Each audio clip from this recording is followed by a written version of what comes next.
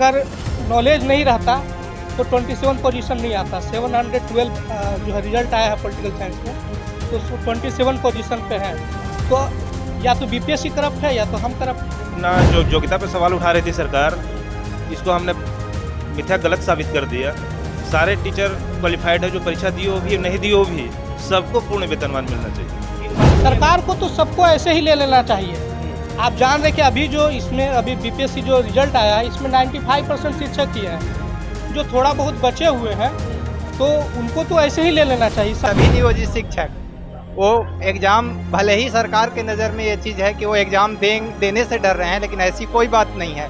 सभी में योग्यता है, क्षमता है, वो पढ़ा सकते हैं। भाई बंधु हैं जिनको नहीं भी हुआ है, उनको भी कुछ विभागीय एग्जाम करा करके और इनमें राज्य कर्मी का उनको दर्जा दे देना चाहिए।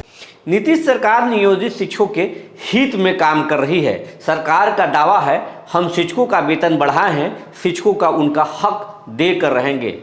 लेकिन नियोजित शिक्षकों का कहना है कि सरकार बदला वसूल कर रही है, पिछले जन्मों का कोई दुश्मनी है जिसे निकाल रही है। बीपीएससी में पास करने वाले शिक्षक अभ्यर्थी भी का मानना है कि सरकार गलत कर रही है। जो शिक्षक बीपीएससी में भाग नहीं लिए उन्हें भी राज्यकर्मी का दर्जा देना चाहिए, उनसे कोई परीक्षा नहीं लेना चाहिए। क्या कुछ नए शिक्षक अभ्यर्थी बोले हैं, आइए देखिए इस खास रिपोर्ट में। ग्रहण करना, बच्चों को शिक्षा देना, और यही शिक्षण ग्रहण करने का ही नतीजा है कि आज बीपीएससी हम लोग क्वालिफाई किए हैं। और पहले से ही हम लोग नॉलेजेबल थे, ऐसा नहीं कि नहीं थे।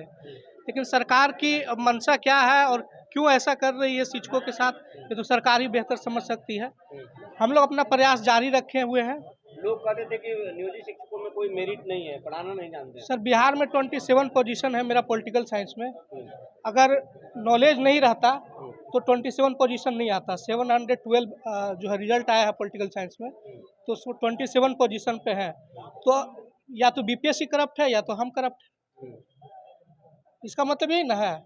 बाकी शिक्षकों, नियोजित शिक्षकों को क्या कहना चाहेंगे आप? अब उनको भी दक्षता परीक्षा देना होगा, नहीं तो 3 बार नहीं। सरकार को तो सबको ऐसे ही ले लेना चाहिए। आप जान रहे कि अभी जो इसमें अभी बीपीएससी जो रिजल्ट आया है, इसमें 95% शिक्षक ही हैं।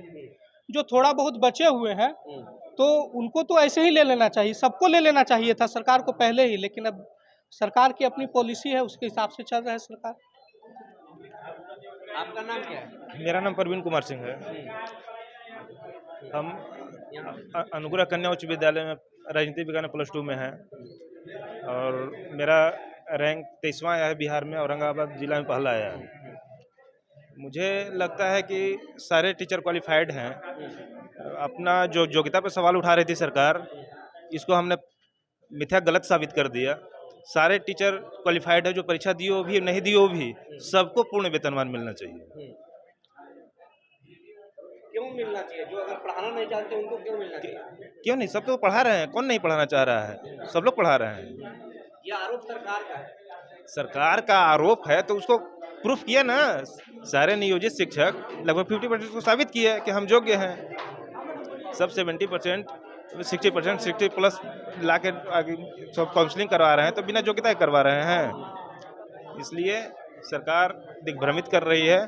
इसलिए सभी शिक्षकों को जो परीक्षा में अपीयर हुए उनको भी, जो नहीं हुए उनको भी, सबको पूर्ण वेतनमान मिलना चाहिए। क्या नाम है आपका? मेरा नाम सुनीता कुमारी है और मैं भी नियोजित शिक्षक हूँ मध्य विद्यालय नौगढ़ में। 2022 में, फरवरी 2022 में ज्वाइनिंग ली थी और हमने ए स्टेट और बिहार टेट का भी एग्ज़ाम हुआ था, उसमें भी पास करके आए थे, तब हुआ था। इसके बाद भी बीपीएससी में, ए स्टेट का एग्ज़ाम देने के बाद बीपीएससी में बैठे। लेकिन इस तरह से जो रणनीति है सरकार का, वो हम लोग को बार बार जो है ये करके कह देती है कि योग्यता नहीं है, योग्यता नहीं है। फिर भी हम लोग उस पर खरे उतर रहे हैं। लेकिन हमारे और कुछ भाई बंधु हैं जिनको नहीं भी हुआ है, उनको भी कुछ विभागीय एग्जाम करा करके और इनमें राज्य कर्मी का उनको दर्जा दे देना चाहिए। इस तरह से जो है। आप बीपीएससी की एग्जाम पास कर गए हैं, कितना खुश हैं आप? बहुत खुश है सर। ऐसा है कि बीपीएससी एग्ज़ाम जो है पास करने के बाद बहुत खुशी भी हुई है कि हमें इतना बड़ी टैलेंटेड है कि हम बीपीएससी एग्ज़ाम पास कर सकते थे और कर भी गए हैं और हम जॉब करने के लिए अभी भी कर रहे हैं। क्या कहना चाहेंगे जो परीक्षा से डरते हैं? उनको डरना नहीं चाहिए सर, ऐसा नहीं है। हम एक टीचर हैं, हमें ये जो है सोच कर कभी ऐसा नहीं होना चाहिए कि एग्ज़ाम हम ये नहीं पास कर सकते हैं। हमको एग्ज़ाम में बैठना चाहिए। अगर वो हार और जीत जो है होना जो है ये तो मेरा नाम सुनीता कुमारी है।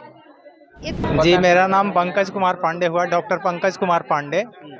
मैं +2 सत्येंद्र उच्च विद्यालय गंगहर में 2015 से कार्यरत हूँ नियोजित शिक्षक के पद पे। ये सरकार का ये है सर कि हम लोग फिर से एग्ज़ाम दे रहे हैं। ऑलरेडी हम लोग टेट पास थे, 2019 में भी +2 के लिए पास किए, उस समय भी टेट पास करके आए। और सभी हम ये समझते हैं कि सभी नियोजित शिक्षक वो एग्ज़ाम, भले ही सरकार के नज़र में ये चीज़ है कि वो एग्ज़ाम देने से डर रहे हैं, लेकिन ऐसी कोई बात नहीं है। सभी में योग्यता है, क्षमता है, वो पढ़ा सकते हैं।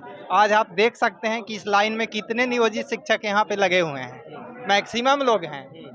तो हम तो यही कहेंगे कि सरकार को, जो हमारे साथी नहीं आ पाए हैं, हम भी एग्ज़ाम में नहीं देना चाह रहे थे कि नहीं दें, लेकिन फिर भी सरकार नहीं मानी तो हम लोग एग्ज़ाम में अपीयर हुए और पास किए। जो नियोजित शिक्षक अभी नहीं पास किए हैं, हम तो यही कहते हैं कि राज्य सरकार को बिना शर्त राजकर्मी का दर्जा देना चाहिए। और जो मूल संरचना है स्केल का, ये 32,000 वाला नहीं, ये ओरिजिनल स्केल नहीं है। जो ओरिजिनल स्केल है वो लागू करना चाहिए, यही कहना चाहते हैं। डॉक्टर पंकज कुमार पांडे। कितने बजे से काउंसलिंग हो चल रहा है? काउंसलिंग लगभग 10 बजे से स्टार्ट हो चुका है। क्या नाम है? अब तक कितने लोगों का काउंसलिंग हुआ? लगभग यहाँ इस टेबल पर 150 हो चुका है। 50 लोगों में सबसे ज़्यादा संख्या किसका है? फ्रेश लोग काउंसलिंग के लिए आ रहे हैं या नियोजित शिक्षक? जनरली हम देख रहे हैं कि अधिकतर नियोजित शिक्षक ही आए हैं यहाँ पर काउंसलिंग के लिए। पुराने लोग जो पहले से बहाल थे वही अभी ज़्यादातर उन्हीं का हुआ है इस टेबल पे। अगर मेरिट उनमें है, मेरिट है उनमें, मेरिट है। उनके नियोजित शिक्षक नहीं, सवाल नहीं, कभी भी सवाल नहीं उठ सकता है। तो पहले से मेरिट में थे, अभी भी हैं और मेरिट लेकर ही आए। अभी भी भाई साहब हमारे शिक्षक ही हैं, पहले मदनपुर में बहाल थे, अभी क्वालिफाई करके आए, अच्छा मार्क्स भी आया है। क्या नाम है आपका? मेरा नाम अमित रंजन भास्कर। आप यहाँ पे काउंसलिंग कर रहे हैं? हाँ, काउंसलिंग कर रहे हैं।